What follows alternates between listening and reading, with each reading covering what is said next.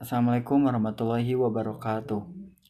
Di video singkat ini saya akan menjelaskan materi dari mata kuliah Sistem Transaksi Keuangan Digital tentang Finansial Teknologi.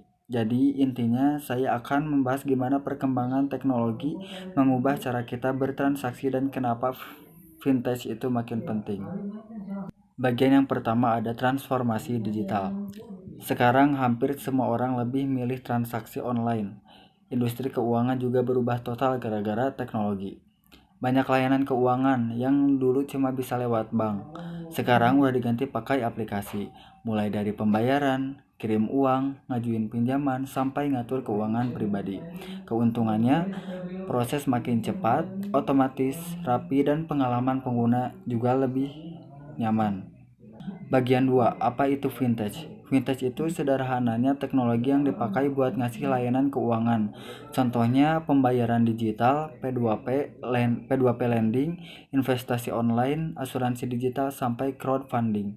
Jadi, banyak startup bermunculan yang bikin layanan keuangan jadi lebih simpel tanpa harus ke kantor bank. Bagian yang ketiga ada jenis-jenis vintage. Jenis vintage itu banyak.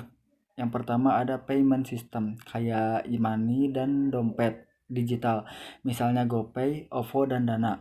Ada juga digital banking yang bikin kita bisa akses ATM online, mobile banking, sampai transaksi pakai aplikasi.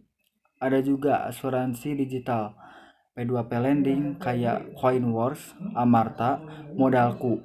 Terus ada juga crowdfunding kayak aplikasi Kita Bisa. Semua ini intinya mempermudah pembayaran, investasi, dan pembiayaan secara online. Bagian 4 ada keuntungan risiko. Vintage itu punya banyak keunggulan.